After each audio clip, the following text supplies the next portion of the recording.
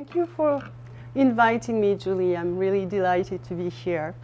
I was asked to address the question of French and Beckett tonight, so I will be focusing on French and its aesthetic of disembodiment in the trilogy. But before I start, I would like to say a few words, and that might sound paradoxical, but most of my work responds to the Anglophone criticism that has flourished in the Beckett studies these past 2 decades. So these studies, often historicists in their approaches, have tried to elucidate the cultural and historical specificity of Beckett's work, and they have successfully problematized Beckett's relation with and to Ireland. They have, without a doubt, paved the way to the recent spate of works dedicated to Beckett and politics. So I really think that they have, in this sense, breathed new life into the field.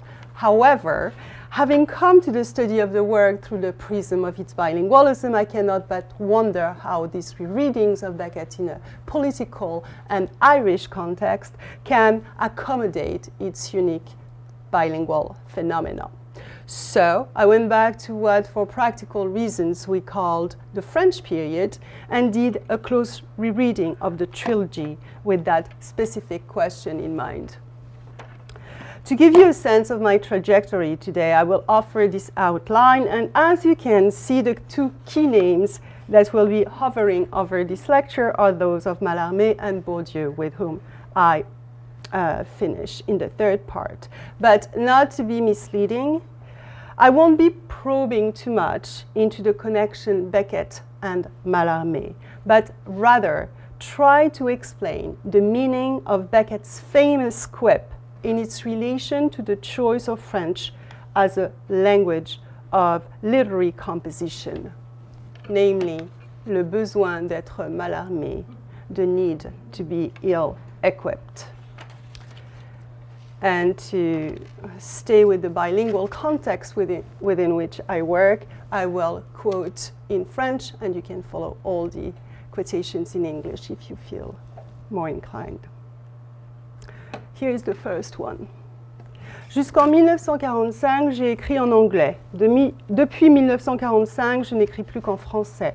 Pourquoi ce changement? Il ne fut pas raisonné. Cela a été pour changer, pour voir. Pas plus compliqué que cela, apparemment au moins. Ce qui n'empêche pas qu'il puisse y avoir à ce changement des raisons urgentes. Moi-même, j'en entrevois plusieurs maintenant qu'il est trop tard pour revenir en arrière. Mais j'aime mieux les laisser dans l'ombre. Je vous donnerai quand même une piste, le besoin d'être mal armé. In its original French, le besoin d'être mal armé exemplifies the linguistic playfulness with which Beckett is accustomed to answer the reasons for his switch to French. In Mallarmé, one of course hears Mallarmé, the name of the symbolist poet whose exploration of the limits of language anticipates Beckett's literary project of linguistic defacement. The pun, then, does not simply fulfill a ludic function, it also reveals an aesthetic posture and suggests a literary affiliation. Although the details of this initial shift from English to French seem to elude him, Beckett can recall its urgent necessity, an urgency, as we know, that allowed him to escape the habit inherent in the use of a native language. At least this is the explanation that he gave under various forms to whoever asked him for his shift. From pour faire remarquer moi to targeting stylelessness in French to reaching the right weakening effect, Beckett has always justified his choice of French in terms of impoverishment. But in light of the rare comments that the author makes about his turn to French, the facetious allusion to Mallarmé seems to appoint a literary model which, rather than free him from tradition, seems to tie him instead to a line of modernist poets writers whose works are notably influenced by the poet. The pairing of the 2 authors is not surprising. Late Raymond Ferdeman evoked the last time he saw Beckett. As they walked back to the nursing home where the author last lived, he suddenly stopped, posed his hand on, he suddenly stopped, placed, not pose, posé, placed his hand on Fedeman's shoulder and asked him if he remembered that poem by Mallarmé, Le Vierge, le Vivace et le Bel Aujourd'hui. And then, right there in the middle of the street, Fedeman recalls Beckett recited the entire poem to him. The studies of Adam Piet and Marina Warner, among others, have also examined how the mnemonics of familiar and foreign sounds informed both authors' relation to languages and influenced their development as writers. And it is also useful to remember that both Beckett and Mallarmé shared a dislike for teaching, but were poets at heart, whose literary ambitions are best described by Mallarmé's very word. Inventer une langue qui doit nécessairement jaillir d'une poétique très nouvelle, que je pourrais définir en 2 mots, peindre non la chose, mais l'effet qu'elle produit. Beckett aspires, in fact, to the same eidetic experience when, through the voice of his fictional alter ego Belacqua, he contemplates writing a book in which the reader's experience would be, I quote, the memory of an unspeakable trajectory. However, the cosmopolitan literary movements with which Beckett has been associated on the one hand, and his literary bilingualism on the other, makes it difficult to force Beckett into a coherent national and cultural history. Most of my work has focused on the idea that Beckett's literary bilingualism challenges in unique ways notions of national literary traditions and histories. I consider the author's practice of self-translation as the hermeneutic paradigm for the study of an œuvre composed in several genres and situated at the crossroads between 3 national cultures, histories, and traditions: Ireland, England, France, and 2 main languages, French and English. In fact, except for some overlapping resulting from critical trends or turns in literary studies, Beckett criticism still remains mainly divided along national lines. For instance, in his 2016 essay, Excuse My French, Jean-Michel Rabaté inscribed Beckett's style, or rather his desire to write without, in a broad tradition that includes Jean Genet, Georges Bataille, and Louis-René Desforêts. On the other hand, as Émilie Morin put it in her recent book about political imagination, I quote, "Since the turn of the millennium, publications clearly signposted as exploration of the political Beckett have focused on territories dominated by the prevalent sense that the work's political dimension revolves primarily around its Irishness." So in this communication, I would like to re-envision the recurring and vexing question of filiation and affiliation in Beckett's work by concentrating on the body. I propose to follow the trajectory of the Beckettian body and trace the gradual and methodical loss of its physical integrity as it is born across languages and genres. So first, I will show that the switch to French in the Trilogy initiates a process of foreignization, which leads from the unnameable onwards to an aesthetic of disembodiment. And second, I will show that this aesthetics of disabling bodies historicizes Beckett's literary project. So, first part, body topography. And just to give a sense of where I'm going in each part, I have a quote that kind of captures my remarks. Et voilà, moi qui ai toujours cru que j'irais en me ratatinant jusqu'à finir par pouvoir être enterré, voilà que je me dilate. In the unnameable, the viability of linguistic representation completely collapses. the series of metaphors for the narrative voice are finally uttered out of existence. All the Murphys, Mercier, Molloys, Moran, and Molons, along with Mahoud, are dismissed as, I quote, all lies.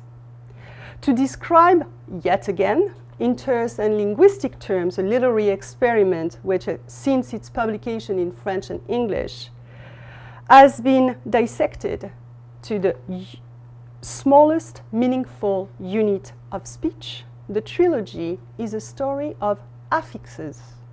D, un, dis, less, as in undoing, unwording, disintegration, decomposition, decreation, and of course, stylelessness. The list is inexhaustible, as the genetic version of the unnameable can easily demonstrate. And equally important is the fact that this enterprise of désœuvrement exposes processes of socio-cultural denudation, defamiliarization, and foreignization, using the body as a political vector. But before going into the details of these processes, I need to zigzag back, as Beckett's writing always does, to the bilingual context within which I work, as my use of the term désœuvrement suggests. In the past 20 years, discovery of unpublished notes and manuscripts, their digital editions, and the publication of the 4 volumes of the letters have helped clarify crucial aspects of Beckett's practice of self-translation, and critics have come to recognize that the author's literary bilingualism is one of the most complex features of his œuvre. Central to Anglophone studies focusing on the topic is that Beckett's practice of self-translation is anchored and informed by the political and social events of his time. In her 2011 monograph, Sinead Mooney examines the phenomena through the prism of cultural discourse and linguistic experimentation in the Ireland of the 20th century. She argues that Beckett's self-translations need to be read in terms of their response to specifically Irish post-independence national anxiety.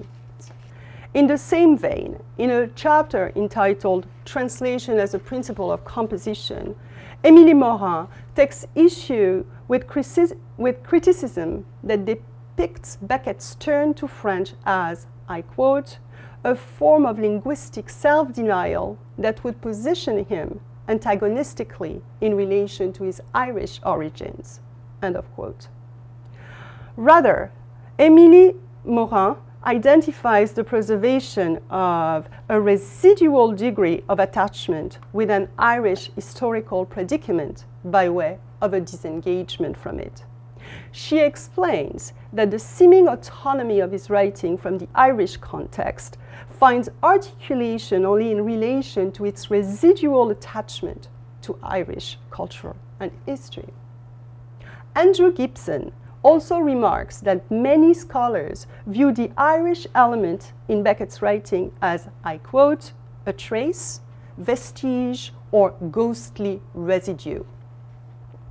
The motif of cultural and historical residue of Irishness recalls the now defunct consensus that Beckett dismissed all things Irish, even when Irish settings and childhood memories are obsessively present in his work.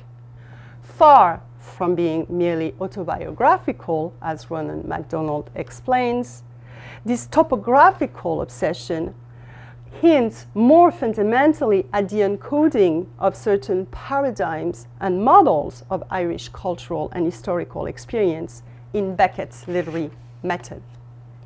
More important than Beckett's memory of Irish geography, he writes, is the Irish geography of Beckett's memory.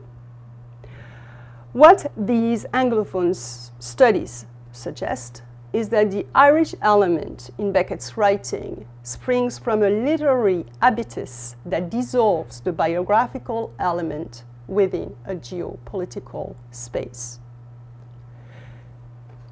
It is unquestionable that the contextualization of the place allows a discerning reading of Beckett in Irish and political context.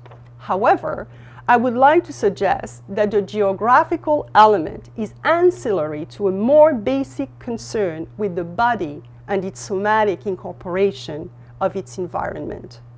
The evacuation of subjectivity from the body and the resulting loss of situational reference elicit a kind of Darwinian response in which the body starts to physically adjust to its environment, as in cases of mimicry, until the physical resemblance blurs the boundaries between body and space.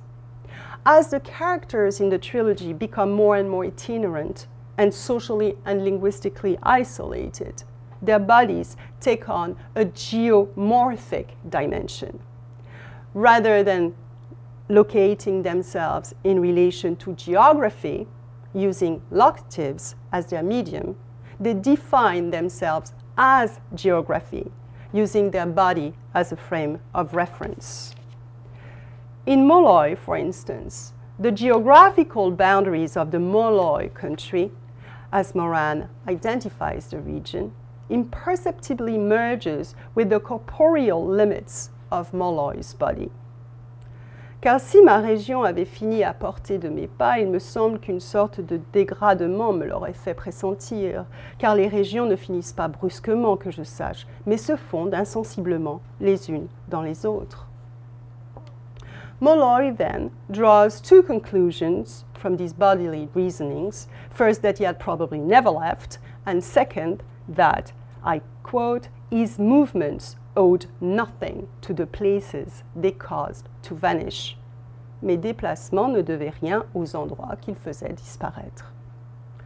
In Malondi's, the somatics of space is exceptionally edifying, considering that the eponymous character, confined to his room, lies dying on his bed.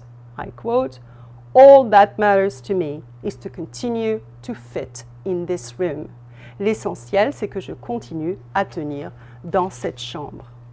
And yet, the stories he tells himself about his imminent death conjure up a geography that traces the contours of an almost geodesic body. Quand même, se sentir étalé à ce point, c'est tentant. Tout tire vers le plus proche, et mes pieds, notamment déjà en temps normal tellement plus loin de moi que tout le reste, de ma tête, je veux dire, car c'est là où je me suis réfugiée, pas d'erreur, mes pieds me font l'effet d'être à plusieurs lieux, et pour les ramener jusqu'à moi, il me semble que je n'aurai pas assez d'un mois. Mais mes doigts aussi écrivent sous d'autres latitudes, et sur mes mains, c'est peut-être la moire du nombre de feuilles et de fleurs et de taches claires d'un soleil oublié. The dangerous contiguity of the body with the space it inhabits and comes to be inhabited by is also clearly established in the narrative structure of Molloy, as both protagonists, Molloy and Moran, embark on their respective quests, Molloy for his mother, Moran for Molloy. In the beginning of the first part of the narrative told by Molloy, the character experiences symptoms of depersonalization, which he significantly associates to his forgetting of the names of his native town. Car je ne connaissais que ma ville natale, n'ayant dans nulle part autre jamais mis les pieds. Et cette ville, la seule qui m'ait été donnée de connaître, j'en cherchais le nom dans ma mémoire. De même, la sensation de ma personne s'enveloppait d'un anonymat souvent difficile à percer. At the end of the novel, as Moran's body deteriorates and displays physical impairments identical to Molloy's, the two protagonists of the novel come to resemble each other more and more, and their common desocialized and decrepit body gives rise to an experience of physical foreignization that paradoxically restores some sense of identity.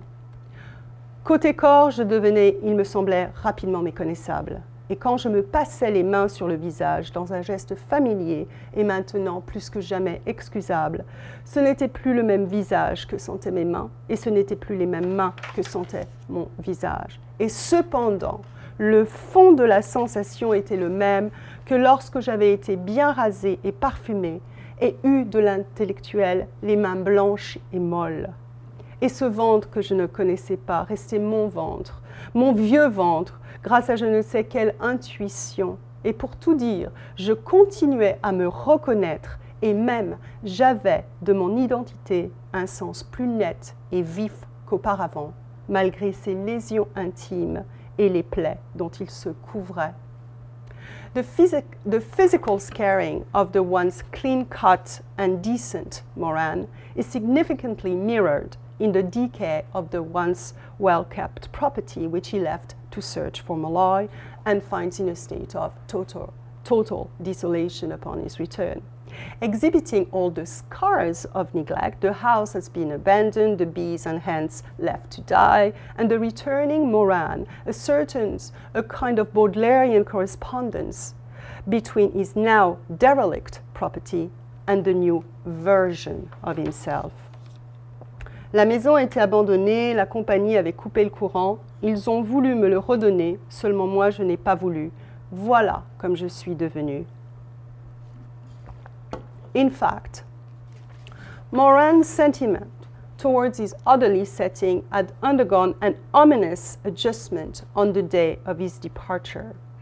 As he is about to embark on his journey, he finds himself physically ill at ease and reckons that, I quote, there is something in this house tying my hands. Il y a quelque chose dans cette maison qui m'empêche d'agir.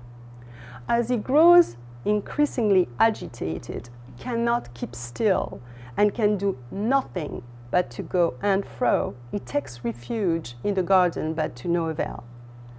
Me voyant aussi peu vaillant dans le jardin que dans la maison, je repris le chemin de celle-ci en me disant que de deux choses l'une, ou ma maison n'était pour rien dans l'espèce d'anéantissement où j'évoluais, ou il fallait en accuser l'ensemble de ma propriété.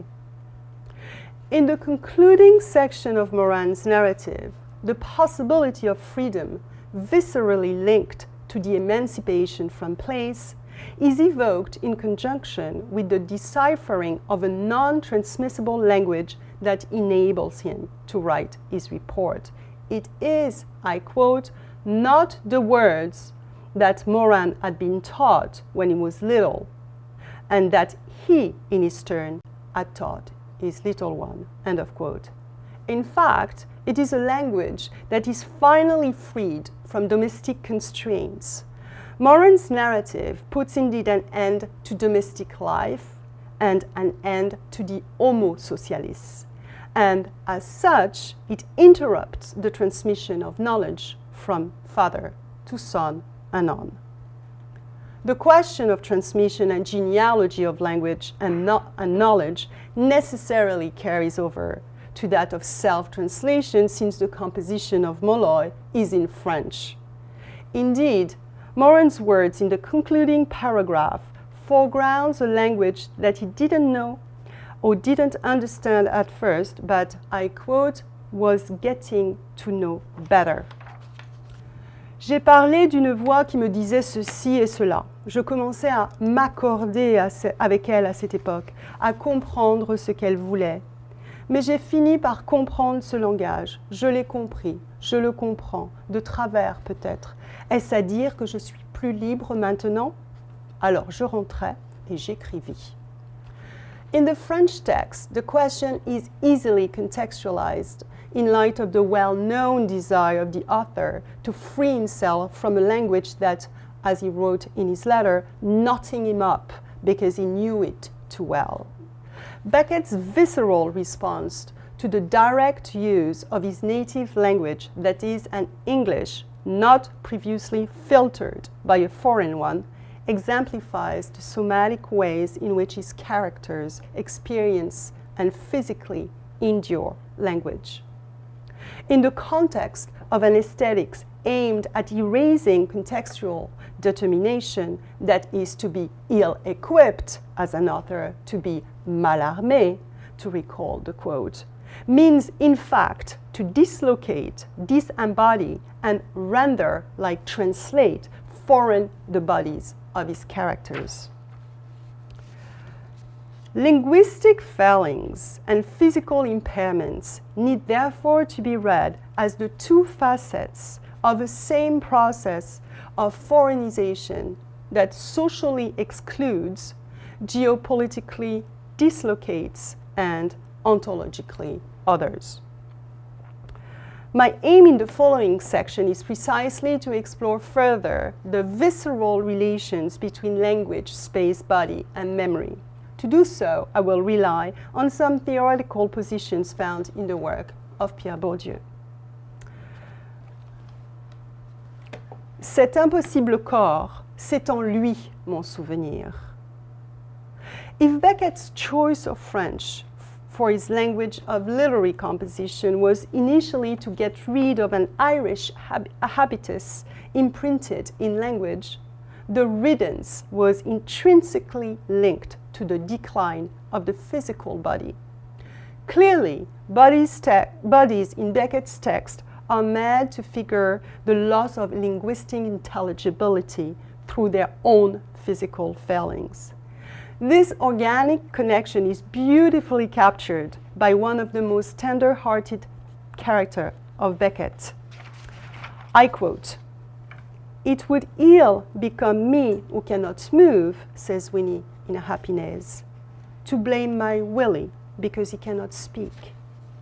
The theatrics of sociability in the author's dramatic work, first exemplified by the famous dramatic couples exchanging ping-pong dialogues, and later rendered in the haunting fables of the playwright's ageless characters, can then be understood as being predicated on a linguistic skepticism that necessarily contaminates the subjectivized bodies. It is, in other words, as if in Beckett's writing there were a direct correlation between stylelessness and disembodiment. This, I think, indicates that the literal mindedness that Beckett acquires in French is bound up together with the socio-cultural denudation of his characters in the trilogy. In the novel, the author's dismissal of the subject in the pronominal farcical forms, and I'm quoting, farcical forms, coincides with his mocking of the body as the recalcitrant depository of social and cultural practices. To quote Lise Berry, bodies in Beckett are unable, whether through sheer refusal or incompetence, to learn the syntax of power and their own place as objects within it. In the unnameable, this refusal is categorical and displays its physiological necessity. Mon incapacité d'absorption, ma faculté doublée, ils les ont sous-estimés, il ne me restera plus rien de leur bourrage. In both languages, learning is couched in terms of force-feeding. The body ingests and digests and assimilates information. Bodily axis, H-E-X-I-S, the now familiar Bourdieusian concept accounting for the ways bodies are socially and culturally molded through repetition and habituation, represents an invaluable theoretical vantage from which to gauge the political valence of the estrangement of Beckett's bodies. For Bourdieu, the body is the site of incorporated history. It is where, I quote, political mythology is incorporated, turned into permanent disposition, that is, a durable way of standing, speaking, walking, and thereby of feeling and thinking, end of quote. The body, in other words, is where memory is stored and on which the past is imprinted. However, Beckett does not mean that the body memorizes the past or embodies the past. Rather, he explains it enacts the past. In other words, the body plays its part without knowing it's a part. Le corps croit en ce qu'il joue, il pleure s'il mime la tristesse. The process is a practical mimesis and has nothing in common with an imitation that would presuppose a conscious effort to reproduce a gesture or an utterance. And this distinction is crucial for Beckett's characters, whose utterances, gestures, and postures are produced precisely by imitation and with no understanding of, in Molloy's words, the essence of the system that gives them meaning. In Bourdieu's theory, the body absorbs and incorporates data and turns acquired knowledge into body memory. Ce qui est appris par corps n'est pas quelque chose que l'on a, comme un savoir que l'on peut tenir devant soi, mais quelque chose que l'on est. Bourdieu insists on the unconscious level at which one enters the social game of learning and follows its rules. He uses the trope of an epistemological encounter to describe, I quote, the dialectical process through which one makes oneself up according to what one is made of, and similarly, one chooses according to what one is chosen for. Significantly, according to Bourdieu, this miraculous encounter, this social magic, is to the learning of a game what the acquisition of the mother tongue is to the learning of a foreign language. Indeed, one becomes aware of the artifices and arbitrariness of the rules only when one becomes aware of the social game itself, in exactly the same way that one becomes aware of the artifices and arbitrariness of the rules governing one's language when one consciously immerses oneself in a foreign one. What this structural analogy reveals, and what makes it specifically relevant to Beckett's work, is that the logic of the functioning of a field of practice rests on the faith and allegiance in and to the game. La croyance est donc constitutive de l'appartenance à un champ. And it is here that the shadow of Mallarmé hovers back. For Beckett, like Mallarmé, experienced on his own literary terms the exquisite crisis of disbelief, which the French poet famously proclaimed in his Crise du Verbe. In the prosaic terminology of Bourdieu, we might say that as a cultural agent, Beckett is well aware of the artificiality of the game that he enters, and with the arbitrariness of its rules, as well as the limitations of its medium.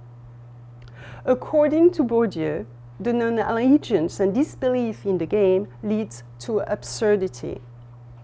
I quote, one only has to suspend the commitment to the game in order to reduce the world and the actions performed in it to absurdity. In the Beckettian game, commitment is reduced to degree 0. Bodies reenact speech, gestures, postures, and rituals that do not recall the thoughts and feelings associated with them. Then, rather than expressing grief, tears in the unnameable and Molloy, for example, are incomprehensible. In the English version, the notion of body memory is ridiculed by Molloy when he finds himself unable to gauge the emotional state of Luce, whose dog he has killed, and he concludes tersely and famously, tears and laughter, they are so much Gaelic to me. The French remains literal and exhibits a mere ignorance of human emotions. Les pleurs et les rires, je m'y connais guère.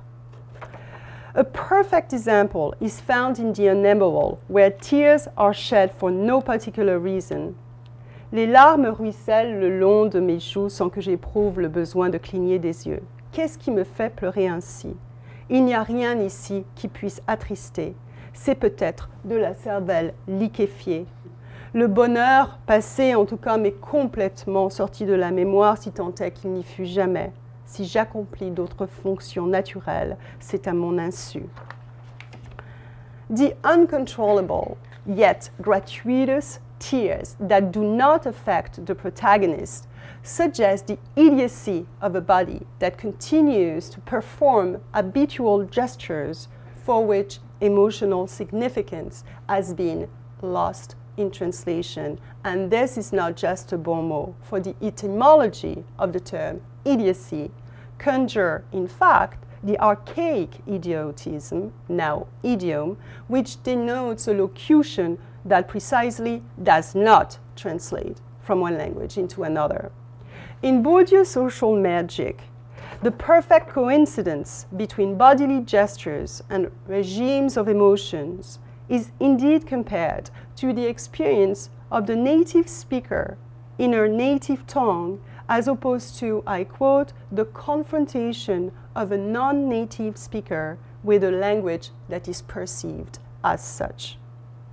In light of this comparison, we might read the idiocy of the body in the ineffable, l'innommable, as an untranslatable language of emotion predicated on a double genealogy of cultural practices, which, in the passage from one language to another, sediments in the bodies. In the following quotation, Molloy actually uses the word sediment to describe what comes back upon him from a vanished world. Car je devais me demander si je n'avais pas envie de m'asseoir après un si longtemps debout et me rappeler ce que j'avais appris à ce sujet, à savoir que la position assise n'était plus pour moi, et pourtant l'envie de m'asseoir me venait de temps en temps, me revenait d'un monde disparu. Oui, ce sédiment, mon esprit le sentait sûrement, bougeant on ne sait comment, comme de petits graviers au fond d'une flaque. Unlike the wanted reciprocity of Bourdieu's social magic, Proustian involuntary memory, as glossed by Beckett, is, I quote, an unruly magician. It chooses its own time and place for the performance of its miracle, end of quote. Therefore, involuntary memory imposes itself on the characters. What comes back to them as unanchored and inexplicable traces are not lessons learned and recalled willingly. For them, it is more like Molloy describes it, the remnant of a pensum one day got by heart and long forgotten, des bribes d'un pensum appris et oublié. The question of memory is inseparable from the question of authority. In the trilogy, the narrators reenact confrontation with regimes of authority represented by a series of tyrants and third-person plurals and tormentors. But in light of Bourdieu's bodily excess, Beckettian bodies stand in fact as foils. They suggest that what is learned by the body is not something it is, but something it has. And this is really made explicit in the following quotation. Je m'assis avec précaution et dois dire avec une certaine curiosité. Un autre voulut s'asseoir comme d'habitude d'un mouvement prime-sautier, pas moi. Mais quand on s'assoit par terre, on s'assoit en tailleur ou en fœtus. Ce sont, pour ainsi dire, les seules postures possibles pour un débutant. Je ne tarde donc pas à me laisser aller sur le dos. Je n'allais pas tarder non plus à ajouter à la somme de mes connaissances celle-ci, que lorsque de toutes les positions qu'emprunte sans penser l'homme normal, il ne vous reste que 2 ou 3 d'abordables, alors il y a enrichissement de celle-ci. Throughout the trilogy, collections and inventories prevail and reduce the mechanism of sociality to mimicry. In the context of the reflexive sociology offered by Bourdieu, the Beckettian characters demonstrate an entrenched distrust of the reflective practice.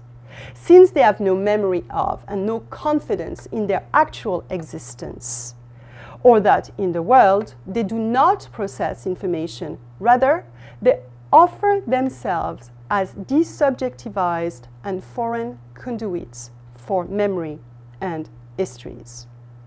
And I will be concluding very soon. Conclusion. So, what to conclude from Beckett's need to be Mallarmé, and where does Beckett as an author comes from? Well, let's hear Beckett. Mais quant à dire qui je suis, d'où je viens et ce que je fais, tout cela dépasse vraiment ma compétence. Nothing will have taken place but the place, Mallarmé writes in his celebrated poem. The story of the body in Beckett's œuvre echoes the lingering desolation of time and place as reference, which the Mallarmé's verse enacts. Mallarmé, about whom Proust famously declared, "How unfortunate that so gifted a man should become insane every time he takes up the pen," reinvented poetic expression through syntactical dislocation and rhythmical asymmetry. In the monograph he dedicated to the poet, Sartre also admires, I quote, his extraordinary negative logic, how, by means of his pen, a lace bedspread abolishes itself, revealing only the absence of a bed. Beckett's own legendary linguistic necropsy aligns itself, indeed, with the symbolist poet, to whom his clever quip pays homage. However, as Ronan MacDonald rightly points out, to demonstrate an affiliation, a question of choice, is not necessarily to prove affiliation, a question of lineage. So the relation with Mallarmé that Beckett's double entendre provides does not establish a genealogy, a question of lineage, but rather intimates an affinity which relates Beckett's approach to language and literary creation to that of Mallarmé.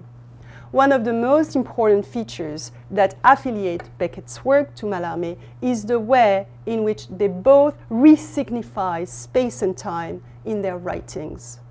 Mallarmé's poetry is revolutionary for having reconfigured the space of the page itself and for imposing on its creative space a self-reflexive stasis that ignores, in the words of a critic, the petty differentiations to which the mind is so devoted. In his narrative reconfiguration of space, Beckett, for his part, ignores the petty differentiation of national languages and translates into corporeal terms the cartography of his mental geography. His spatial conception of the body as a vehicle of history and memory creates the topography that I delineated in this lecture. Thank you very much for your attention.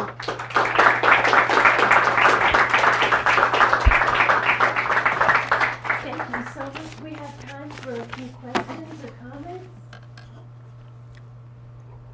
Yes. Thank you very much for that extremely insightful talk. I very much appreciated your incipit of bringing Mallarmé and Beckett together, especially with that very evocative quote. I wondered if there was more to say about a potential relationship between Beckett and Mallarmé, due to the fact that Mallarmé was a translator. Mm-hmm. So just I was told not a very successful one.